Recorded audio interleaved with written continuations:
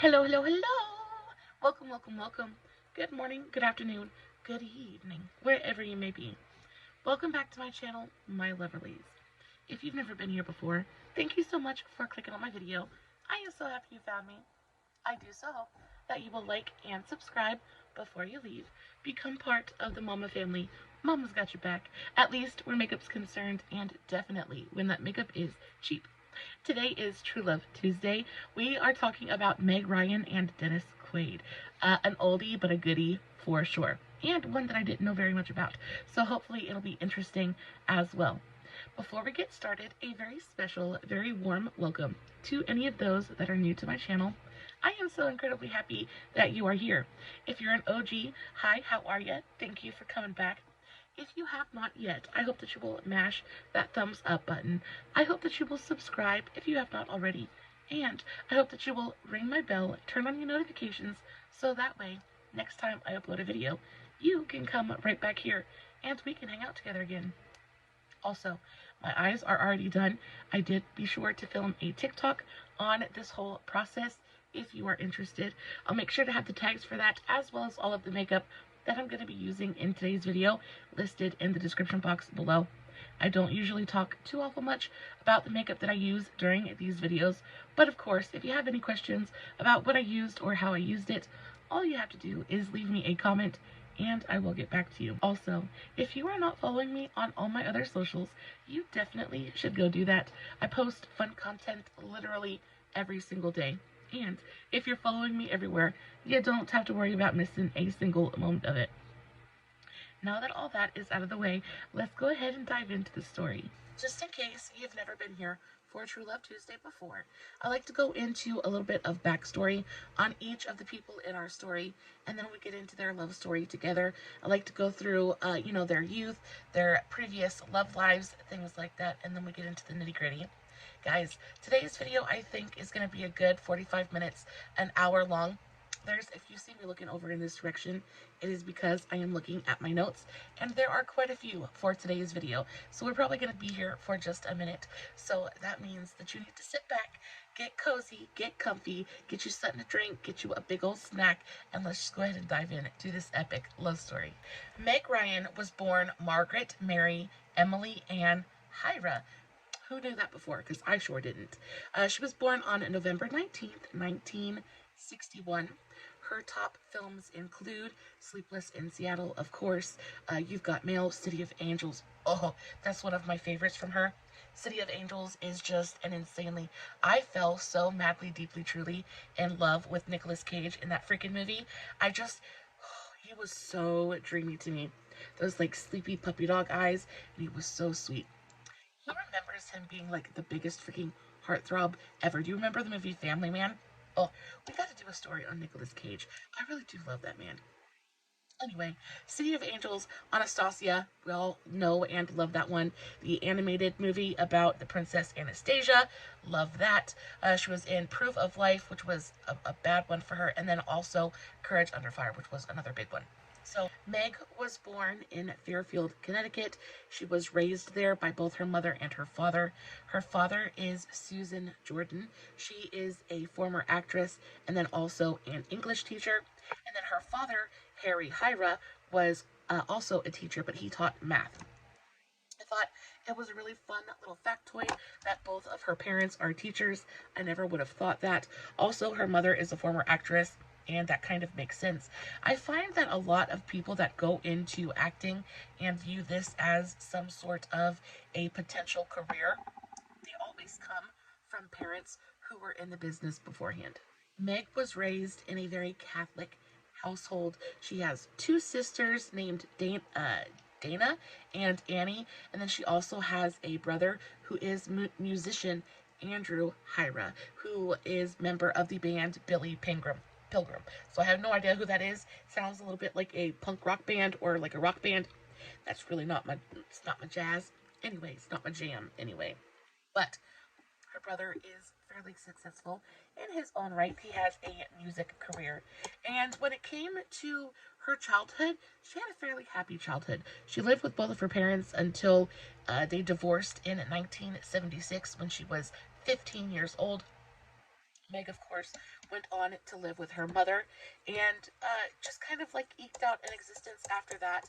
I didn't find any reports of her having a, you know, desperately difficult kind of childhood, anything like that. For all intents and purposes, she was well adjusted. She had a really enjoyable childhood, besides the fact that her parents divorced when she was 15.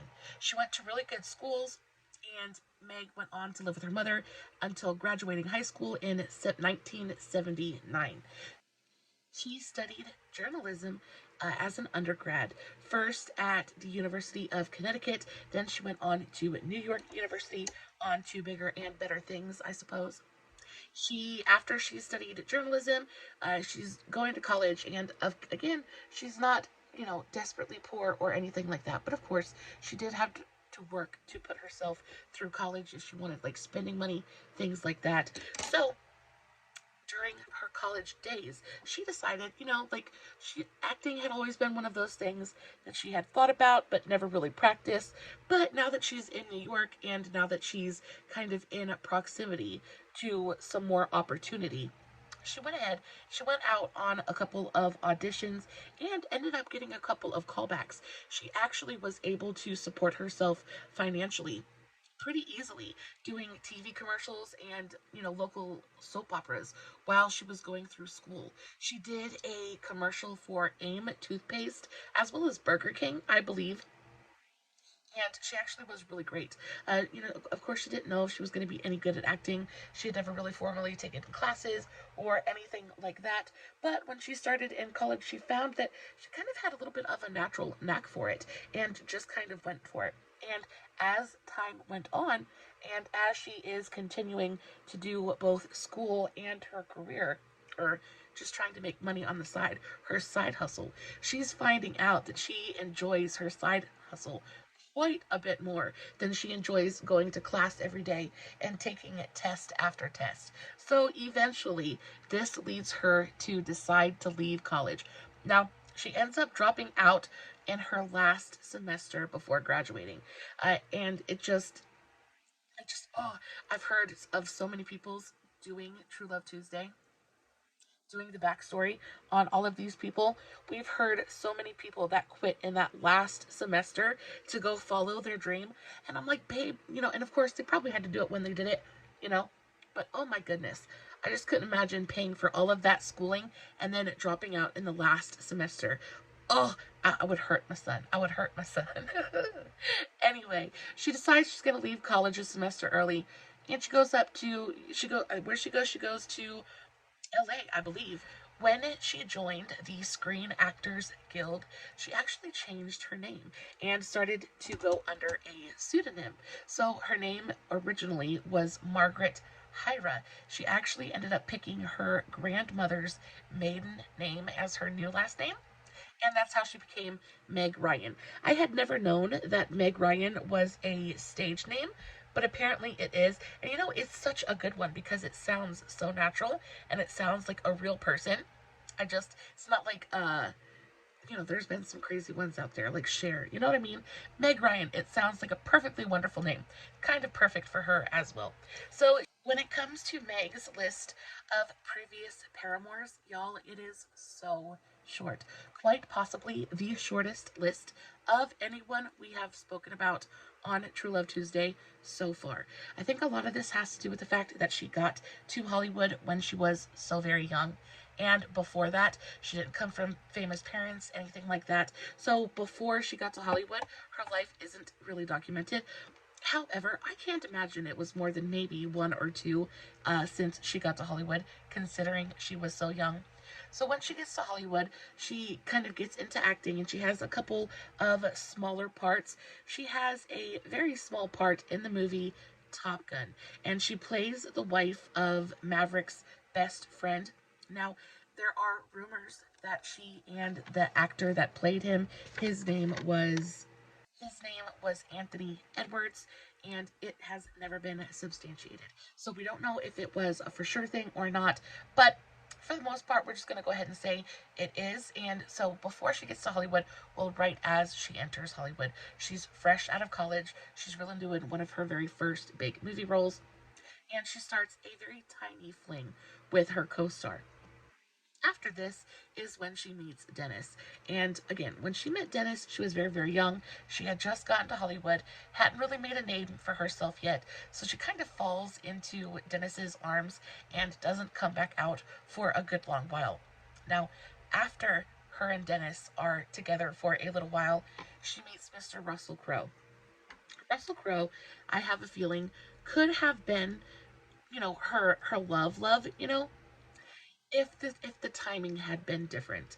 It was a giant scandal when she was linked with Russell Crowe. It was while they were shooting a movie called Proof of Life, and it was terrible for her career, for Russell's career. People ended up thinking that she was cheating on Dennis, and it was just a big kerfuffle. So after her and Russell kind of break up, she goes on a little bit of a hiatus, and she really just doesn't mess with anybody. Man, woman, paparazzi, press, just kind of takes a big step back from Hollywood and doesn't really bother with anyone.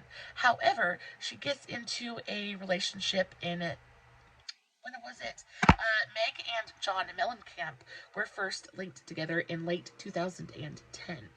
They dated until 2014, and then after a short separation, they actually got back together and announced that they were engaged. Now, they stayed together and were engaged, I want to say, for about another year. About another year, and then in 2019, they actually broke up again, and this time they broke up for good. Now, when it comes to Dennis, Dennis is a dog. Dennis is a dog, honey. And I really didn't have much of an opinion on this man before this video. I had overall a positive opinion of him. I remember him in The Parent Trap, and I remember him in a couple of movies where I just kind of fell in love with him. He's got that southern good old boy kind of charm to him, very much the essence of men in my area of the world. So I find him just insanely attractive. However, after hearing and learning about him through some of this stuff, my opinion has changed just a little bit. So Dennis was born Dennis William Quaid on April 9th, 1954. Top films include Great Balls of Fire, which is one of my absolute favorites of all time. He portrays Jerry Lee Lewis, and it is fantastic. It is the first thing I ever saw him in, and I loved it from the very, very moment I saw it. It plays on CMT, the country music television, all the time. They play that movie continuously. I don't know, must be a southern thing, but I really, really enjoy that movie. He was also in Dragonheart, which was another one that just made all of us fall madly, truly, deeply in love with him. Then he was in The Parent Trap. He was in The Day After Tomorrow, which was another really big one. And then he was also in the first thing after Great Balls of Fire that I saw him in, which was, I guess it would be the second thing, Inner Space. And if you have never seen the movie Inner Space, take my advice. Go find it. You're going to have to find it on the internet somewhere. Go find it, get you a big old box of popcorn, and sit down and watch it. I am telling you, that movie is nothing but 90s charm and nostalgia in the best ways possible. It's got Meg Ryan, it's got Dennis Quaid, it's got Martin Short in it as well. That movie is freaking hilarious. It is such a good movie. If you go watch it. So after these movies, he's gotten a pretty good name for himself. He's doing all right. He was born in Houston, Texas, to mother Juanita Bonnie Dale. She was a real estate agent. And then his father, William Rudy Quaid, he was an electrician. He was raised in a Baptist household, so religious, but not overly so, not like zealots or anything like that. Just raised a good Christian boy. And he has one older brother, Randy Quaid, who we all know in movies like President's Day or Independence Day. That's the one that I really remember Randy from. So yeah, both him and his brother are pretty famous. He discovered his love of acting in high school and continued to study acting and drama at the University of Houston. However, he dropped out just before graduating. Again, same story, different person. He dropped out before graduating to relocate to Hollywood, Los Angeles, California, and he wanted to pursue his career in acting. Now, He made his film debut in an uncredited role in the action comedy Crazy Mama in 1975. Have no idea what that movie is. He initially had quite a bit of trouble actually finding work. Nobody really liked his look, nobody really liked his vibe, but then he got his kind of like breakaway role, kind of started to gain a little bit of momentum after appearing in the comedy Breaking Away in 1979, then in the musical drama The Night the Lights Went Out in Georgia. So after he got those two roles, things really started picking up for him. He started actually getting callbacks, and he finally started to make a little bit of money acting, right? So as for Dennis's love life, it is long, it is varied. However, this man indeed has a type. He has more of a type than probably a lot of people I've talked about. It seems like the women he goes for all he definitely likes, cute little blonde girls for sure. And also likes them very, very young. And, I try really hard not to judge when I'm sitting here doing like this research and things because I don't want to be a judgy person. I'm not that, I don't want to be that kind of person. However, I am very judgmental. I am very judgmental. I judge these people when I talk about them, and I know that that is not the Christian thing to do, but I just quite honestly cannot help myself. So when I heard and when I went through his list of paramours and the age differences in all of them, and y'all, I judged this man, and I still judge this man very, very hard. We're going to get into it now. So he began dating actress PJ Souls in 1977. He dated her when she was 27. He was 4 years younger than her at 23. They eventually got married and were together for about 6 years until they divorced in 1983. Now, this is the only relationship in his entire recorded Hollywood career where he has ever dated a woman that close to his age, whether she be older or younger. 4 years is the closest age gap in any relationship he has from this point forward, which is insane to me. And the older he gets, the bigger that age gap gets. And I started judging so hard.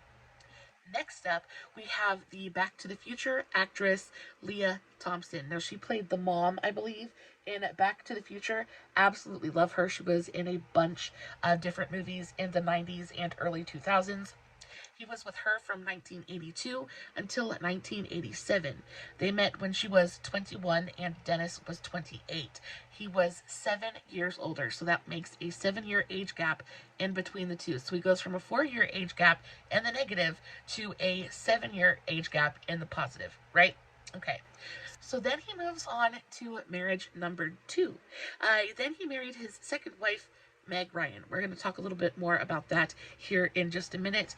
He dated actress Andie MacDowell for a very brief second in 2001, and this is the second closest age gap of his entire dating history. So his first relationship, his first marriage to actress PJ Souls, he was 4 years younger than her. Well, his relationship with Andie MacDowell, she was just 4 years younger than him. So again, it's another 4-year age gap, which is the smallest in his entire history.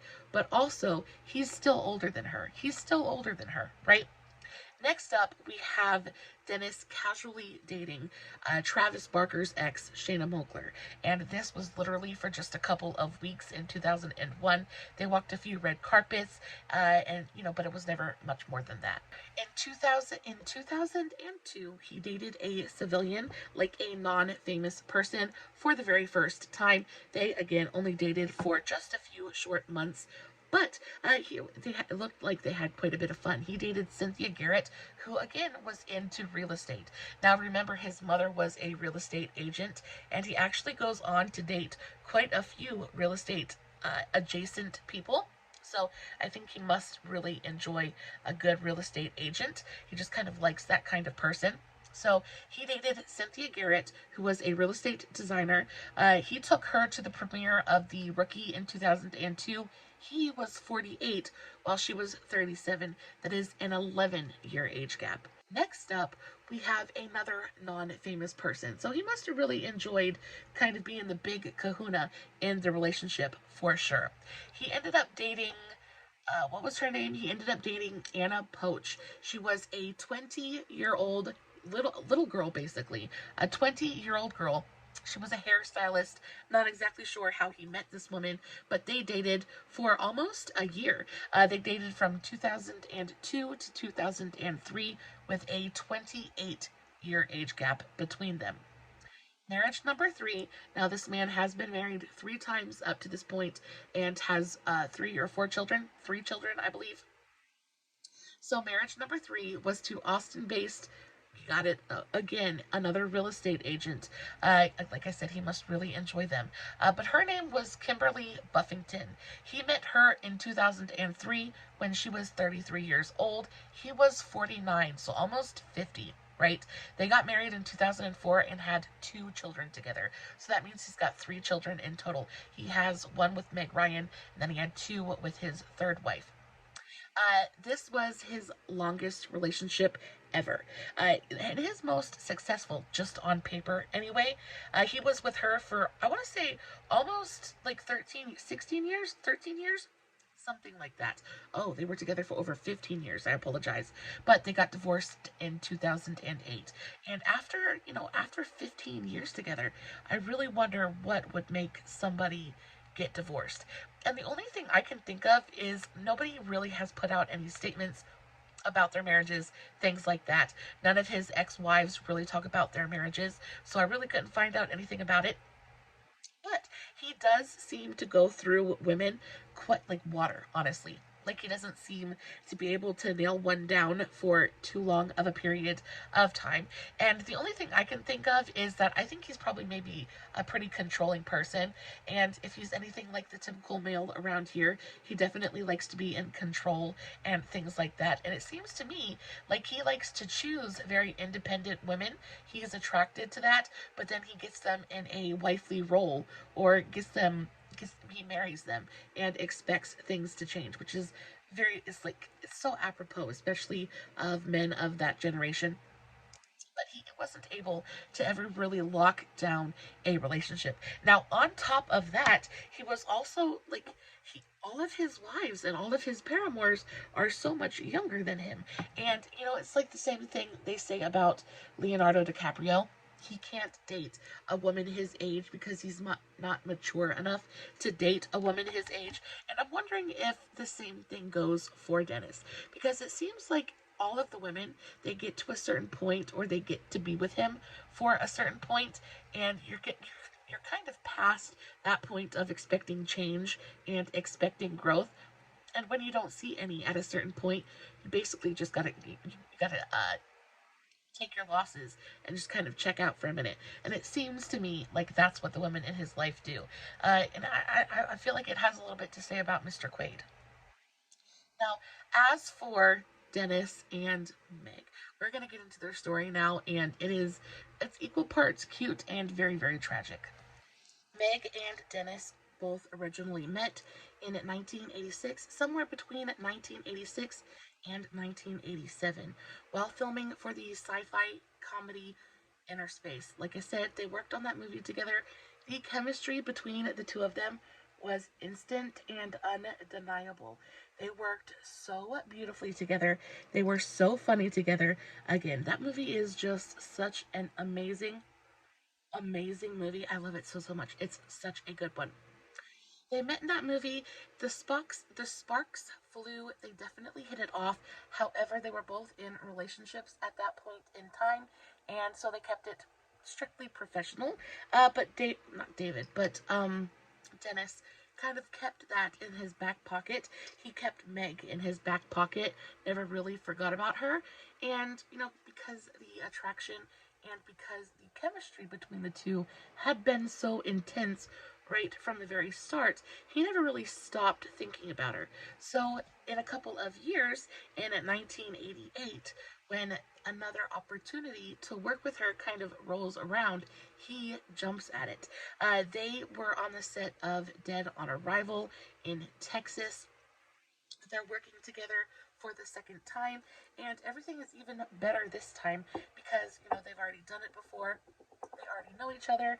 They've gotten that awkwardness, kind of get to know you stage out of the way, and they can just kind of jump in straight into like being friends and kind of picking up where they left off. Well, in doing so, romance blooms. Romance blooms, and they're, in the middle of shooting. After a long hard day on the lot, they all decide they're gonna go out and they're gonna go get drinks together. So they all pile up into however they got there. They get to the bars. The bars are, quintessential late 90s, early 80s, whatever, Texas bars. They're loud, they're rowdy, and they're just a really good time. And definitely a place where Dennis is right at home. He's right at home. So him and Meg and the entire crew are basically chilling out, and they're all drinking and getting to know each other. And after a few rounds, Dennis definitely loosens up just a little bit, and he comes up to Meg and he throws his arm around her shoulder, and he said it was like a thunderbolt. He said it was like a thunderbolt had just struck both of them. The charge, almost like an electric charge, went up his arm, and he knew in that moment, he was like, yeah, this has got to go somewhere. He was like, there's no way that I'm going to be able to leave this woman alone. And honestly, Meg felt the same spark. Like, Meg is definitely feeling that same attraction. She is definitely getting the vibes, but they're both like just freshly out of relationships, things like that. They don't really want to push it too far. But again, there's really nothing holding them back this time. Like, they're out of relationships, it wouldn't be cheating. So why not just go for it and just kind of like see where it takes them? And that's exactly what they do. They very quickly kind of link up, and then after that become absolutely inseparable. Now, also, I feel like a part of this that is super important to keep in mind is the dynamic of this relationship, because I feel like that plays a very big role in how their relationship plays out, and then also in how the end of their relationship plays out. So, when it comes to Dave or Dennis, I don't know why I keep wanting to call him David. But when it comes to Dennis and Meg, in the beginning of their relationship, the power balance was skewed in a very, very big way. They start dating, and their love language was grand gestures, right? So one day, Meg, for Dennis's birthday, she has a plane fly over hired a plane to fly a banner reading "Happy Birthday, Dennis" over a concert where Dennis and his band, the Electics. I didn't know he had a band, but apparently he does.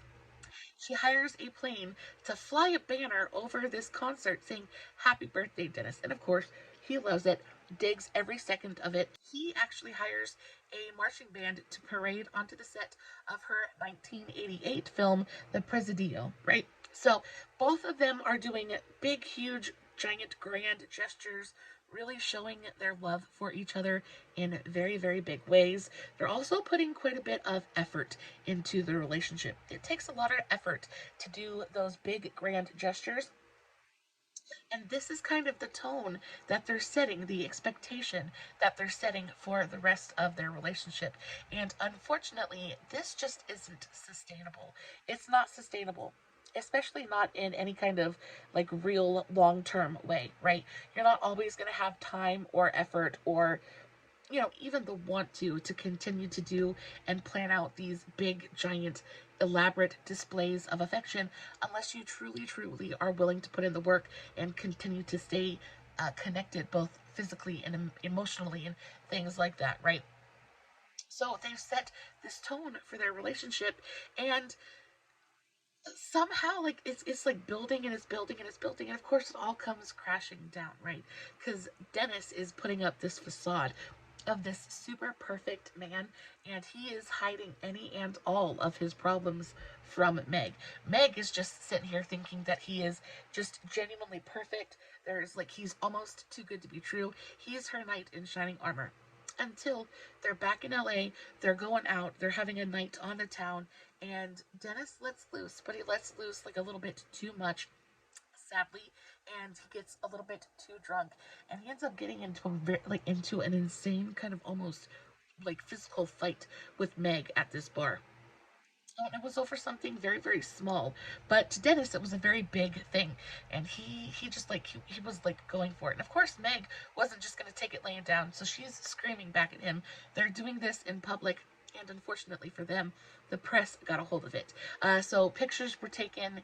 The fight was leaked. And it put a lot of strain on their relationship, especially because they've got this they have this persona, right? Their images are both squeaky clean. They're both like the good guys. They would never hurt a fly, that kind of thing. And then for America to see them kind of going at each other in a bar in Los Angeles, it does a lot of bad things for both of their images. After this comes out, Dennis is just like he's having a really hard time. He's having a tough time mentally trying to keep himself together and trying to maintain this image that he is has sold basically to Meg. And that image, it just kind of like it shatters and he ends up breaking down and he confesses that he has some serious addiction problems. He's got some other things that he needs to work out on and he's not exactly sure how to handle them. He can't continue to hide them from her anymore and he just felt like he needed to tell her. Well, they haven't been together very super long at this point, so Meg could have very easily just said, you know what, you're too much work. She could have just walked away, and that could have been the end of that. Instead, though, Meg decides that she's going to stand by her man. She tells Dennis, she's like, we've got this. We can take care of this together. We can battle this together. And she kind of picks him up from his lowest point and puts him in rehab.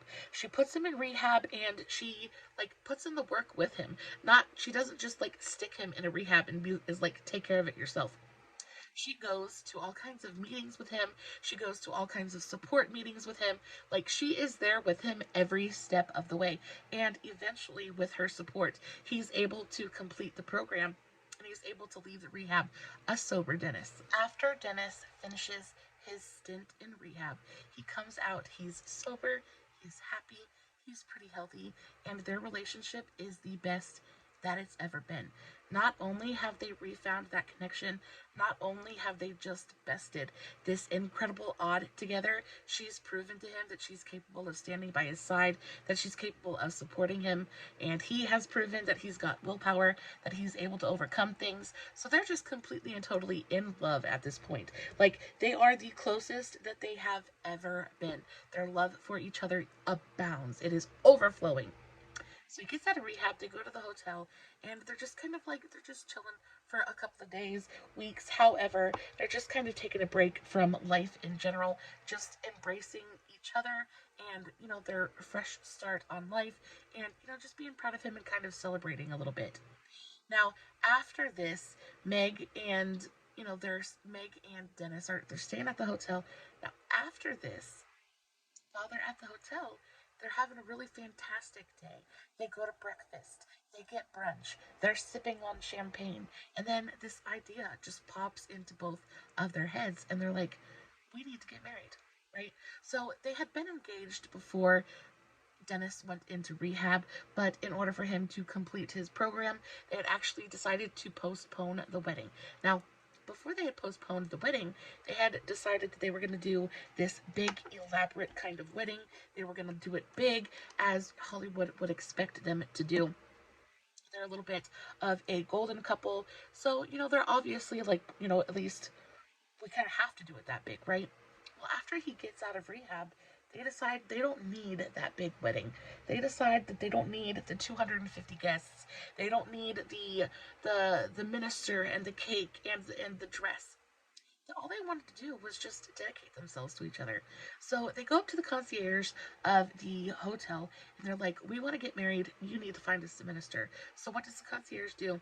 He, of course, gets on his phone and he makes it happen. Now he sends out somebody, they're able to go locate a minister.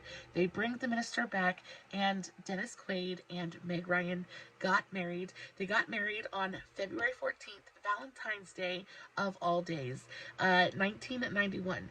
Meg Ryan was 28 at the time, and Dennis was 36. They got married. They said I do right there in their hotel room, overlooking the balcony. Kind of like magical fairy tale, super romantic, right? This is the best that their relationship will ever be. Now, going back a little bit just to the actual tone and the power structure of their relationship. Meg at this point is still very much pretty unknown when it comes to movies and things like that. She has had some small success, and she's had a couple of, well received roles in some pretty big price point movies. However, she's not a leading lady yet. She hasn't received that role that really catapults her into stardom yet. So at this point, Dennis, even though he just got out of rehab, and even though he's kind of on the downswing of his career at this point, just because he's got so much going on, he hasn't been dedicating himself to his craft. So he's just not at his he's not at his peak anymore. Still, however, he is the bigger name in the couple. He definitely has more pull when it comes to Hollywood. He definitely has a little bit more star power behind his name. So they've been married for just a very short while. Meg ends up giving birth to their one and only son, Jack Henry. And this is, again, like the highest point of their lives together. They are in pure and total marital bliss. Everything is going absolutely perfectly until Meg's career decides to blow the frick up, right? So she ends up landing a role, I believe, in a rom-comedy. I don't know, in a romantic comedy. I don't remember if it was, I think it was When Harry Met Sally, or something like that. She got that role, the one where she's the oh yes at the diner table. That role. And it blew her career into the absolute stratosphere. She catapulted from semi-unknown into megastar territory pretty much overnight. So at this point, Meg is definitely, her star is rising. Her star is rising in a very, very big way. They've just had a child, so she's got to leave, right? And I'm sure Dennis didn't get stuck at home with the baby by himself. I'm sure that they had nannies and things like that.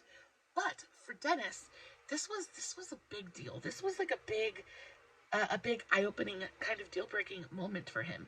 He needed to have somebody at home to cater to him. I feel like with Dennis, he needed to be the most important person in the relationship. He's even said in multiple interviews that when her career kind of started to skyrocket and she wasn't at home to take care of him anymore and to take care of his needs anymore, he said he felt himself begin to disappear. He felt himself, and his ego took a little bit, a giant hit, at least to his own mind. So after this, all of this goes on.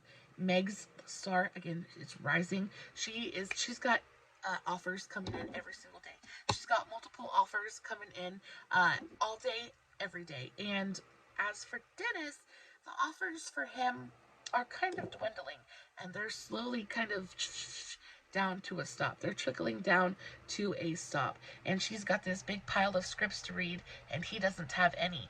And he genuinely loses his mind a little bit. This new dynamic in their relationship was a big eye-opener for both Dennis and Meg. Now, she's extremely grateful. She is so happy.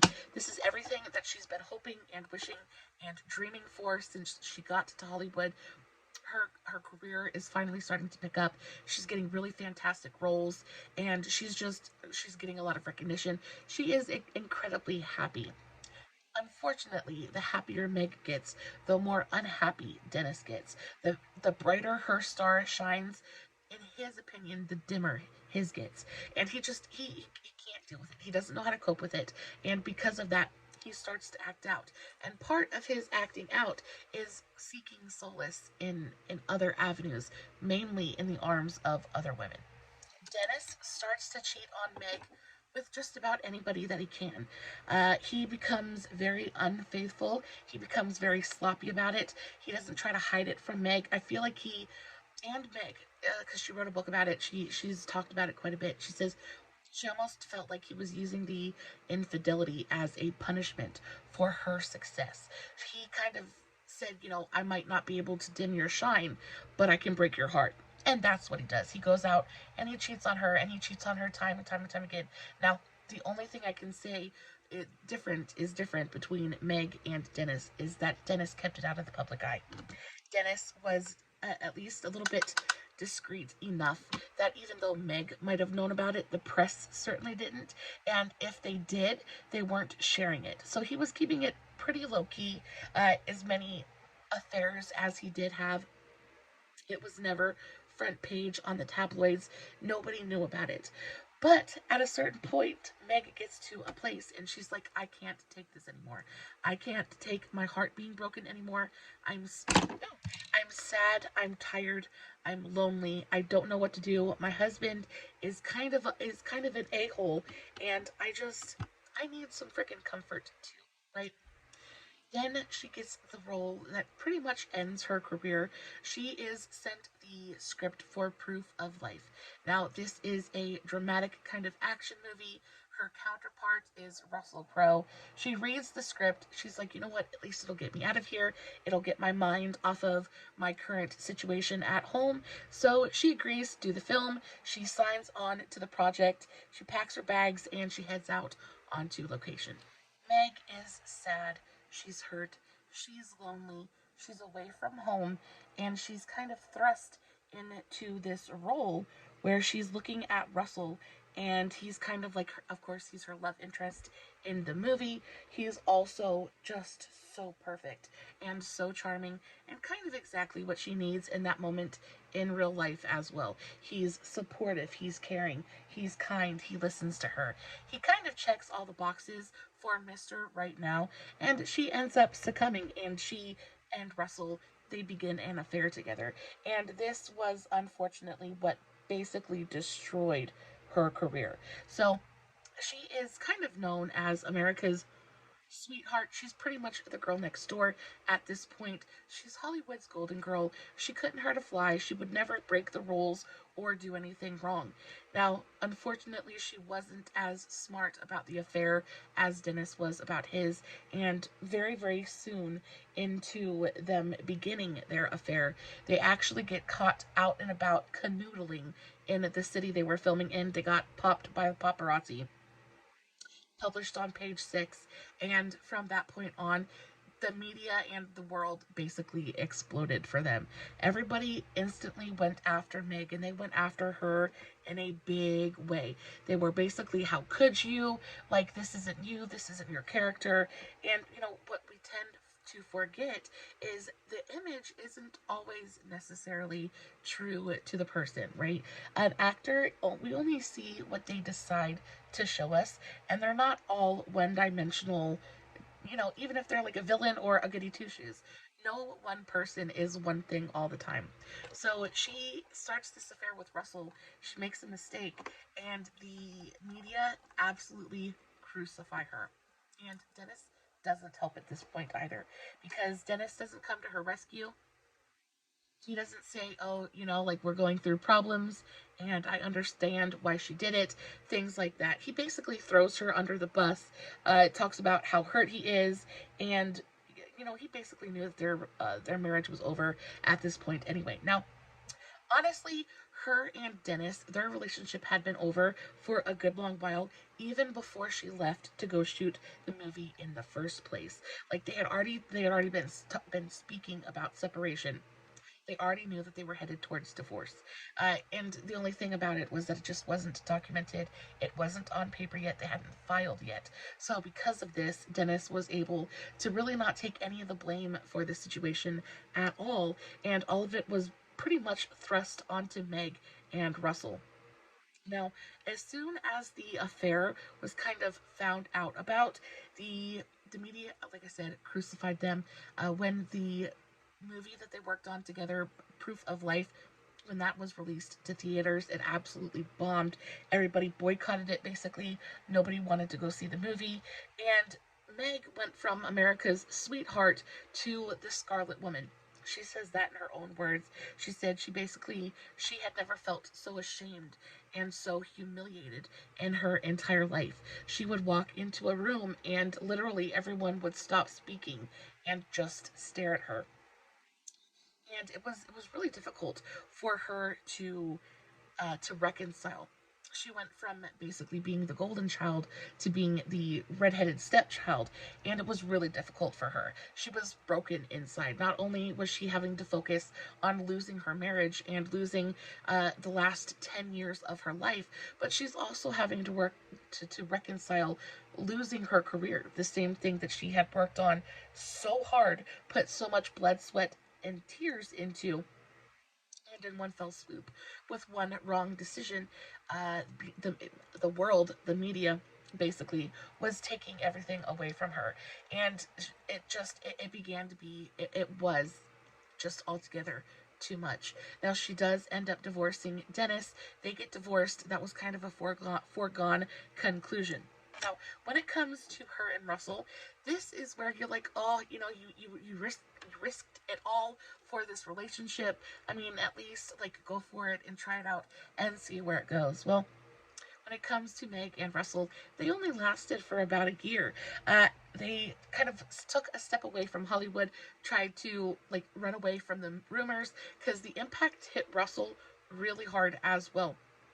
His career took quite a hit from this. And Meg, seeing the only way to really fix the situation was for them to break up and for her to take all the bad press with her and just kind of go off and do her own thing. So that's exactly what she does. Her and Russell break up.